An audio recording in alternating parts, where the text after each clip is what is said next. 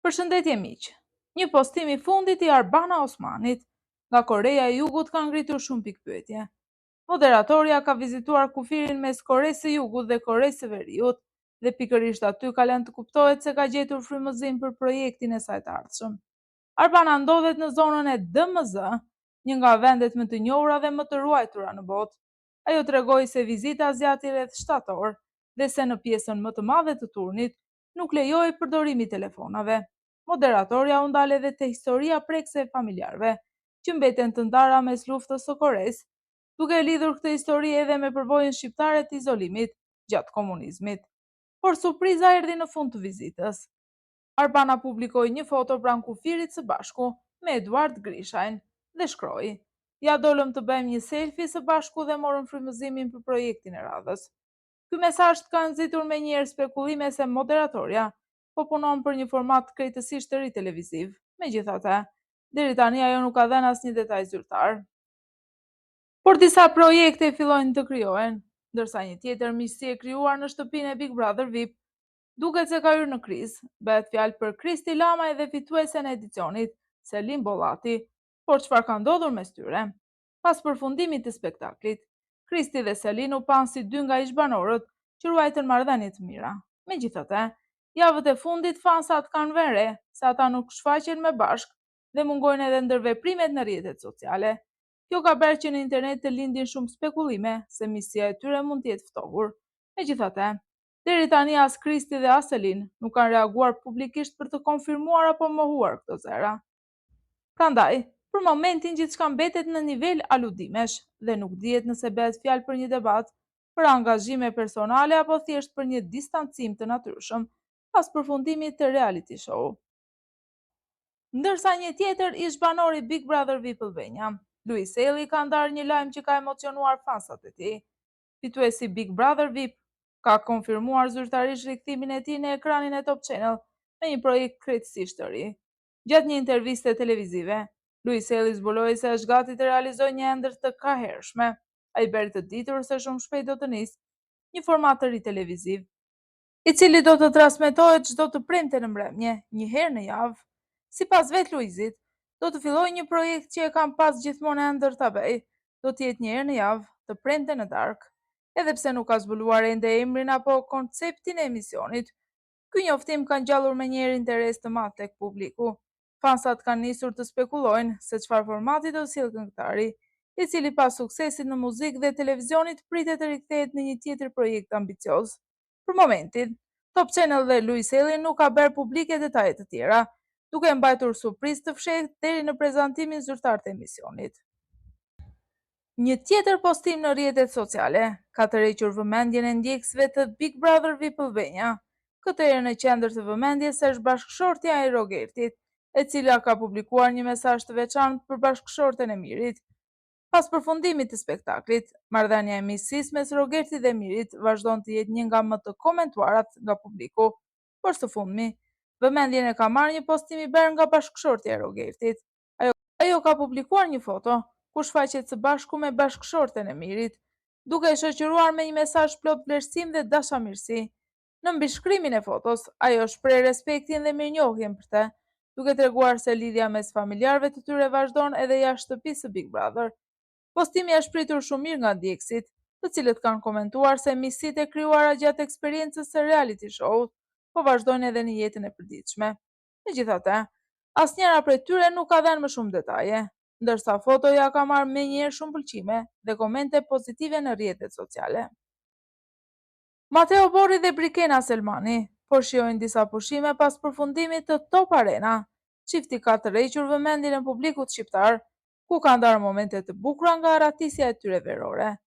Pas angazhimeve televizive, Matteo dhe Brikena kanë zgjedhur Turqinë si destinacionin e tyre për relaks. Të dy kanë shfaqur së bashku duke shijuar atmosferën, pamjet dhe momentet romantike larg zhurmës së përditshme. Fansat kanë reaguar menjëherë ndaj videove të publikuara, duke komentuar energjinë pozitive dhe afrimitetin që çifti përcjell në rrjetet sociale. Kjo dalje vjen pas përfundimit të Top Arena, ku të dy ishin pjesë e një projekti që mori vëmendjen e publikut. Tashmë, ata duken se po shfrytëzojnë kohën e lirë për të kaluar më shumë momente së bashku. Videot nga pushimet kanë bërë xhiron e rrjetit, ndërsa ndjekësit janë kurioz të shohin më shumë aventurat e tyre në Turqi. Ndërsa moderatorja Bora Zemani është sërish në qendër të vëmendjes, këtë herë jo për një projekt televiziv, por për një reagim të saj ndaj një komenti kritik nga një ndjekës në rrjetet sociale. Moderatorja zhvilloi së fundmi një bashkëbisedim me fansat e saj, ku ju përgjigj pyetjeve dhe mesazheve të ndryshme, por mes komplimentave dhe fjalëve pozitive, një koment kritik të roqi vëmendjen e të gjithëve. Një ndjekës i shkroi Borës: "Pse je kaq mendje madhe dhe kaq false? Këtu bën si e mirë, por ata që të njohin thonë se je një mendje madhe shumë." Në vend që të reagonte me nervozizëm apo të hynte në një debat, Bora zgjodhi një mënyrë më të qetë dhe më me humor për t'u përgjigjur. Ajo shkroi shkurt: "Ata e dinë më mirë, gjithmonë", duke e shoqëruar përgjigjen me një emoji duke qeshur me lot. Reagimi i moderatores u komentua shumë nga ndjekës, të cilët e vlerësuan faktin që ajo nuk e zgjati situatën dhe zgjodhi ironin në vend të një përplasjeje virtuale. Bora Zemani duket se vazhdon të ruajë të njëjtin stil në rrjetet sociale, të mos i jap shumë hapësirë kritikave dhe t'i përgjigjet me qetësi. Sara Berisha dhe DJ PM janë rikthyer në qendër të vëmendjes, këtë herë për shkak të zërave që flasin për një ndarje të mundshme. Një detaj i vënë re nga ndjekësit në Instagram ka mjaftuar për të ngritur dyshime mbi marrëdhënien e tyre. Sara dhe DJ PM u njohën gjatë edicionit të parë të Big Brother VIP Albania, ku historia e tyre e dashurisë fitoi menjëherë zemrat e publikut. Gjë prej asaj kohe, ata kanë qenë një nga çiftet më të ndjekura të showbizit shqiptar. Megjithatë, ditët e fundit ka nisur të qarkullojnë spekullime se marrëdhënia e tyre mund të ketë pasur një krisje. Shkak për këto aludime është bërë fakti se Sara dhe DJ PM nuk e ndjekin me njëri tjetrin në Instagram. Ky veprim është vënë re nga ndjekësit, të cilët kanë nisur të diskutojnë në rrjetet sociale nëse çifti ka dhënë fund lidhjes.